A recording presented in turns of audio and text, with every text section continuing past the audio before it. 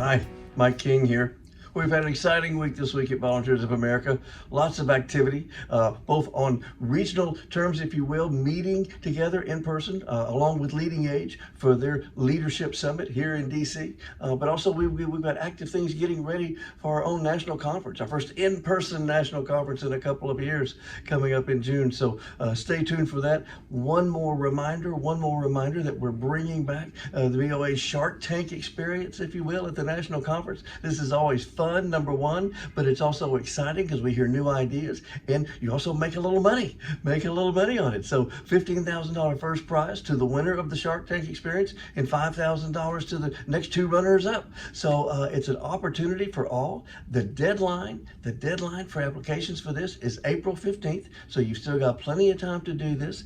If you have some questions that you need answered before you follow through with this, you can check the address here that's going to show up on the screen of Michael McGrath, his email address to inquire, and he can give you more information about it. But it's going to be fun, something that you don't want to miss out on. Now, to follow up on what I'd said earlier about our conference with LeadingAge and their Leadership Summit, which we participated in, of course, a great experience there. But maybe one of the best things that happened there was truly a visit by the Deputy Secretary of HUD, Adrianne Todman, who we had the privilege of introducing to the crowd. She gave a marvelous presentation, and it was literally on the same day that the White House budget went to Congress, which included their budget for HUD. And of course, as you might recall, as we had mentioned on previous announcements and even in a webinar, lots of wonderful increases for affordable housing in this year's HUD budget, and in the reference in the State of the Union by the President.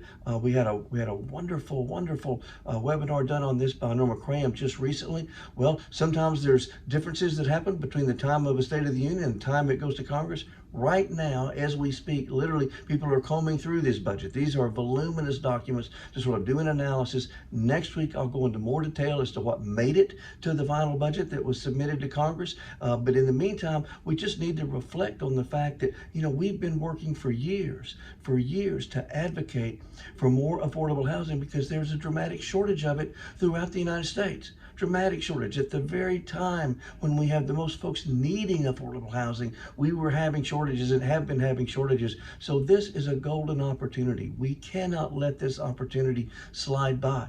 We must try to advocate right now with our representatives to support this housing budget, support these increases in affordable housing, rental assistance, you name it, to help defeat homelessness as well. It goes across the board. So please be active with your representatives.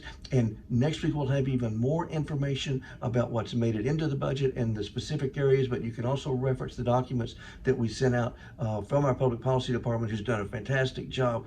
Patrice and Norma and Sarah and the whole team have just been fantastic. This is our chance. This is our opportunity. It is our moment to really seize on this. And so that's what we hope to do. In the meantime, I know that all of you are seizing on every moment to provide the most incredible direct care you can possibly provide, risking your life at times to do that, to save these other lives. Bless you for that. Bless you for that. Have a great week.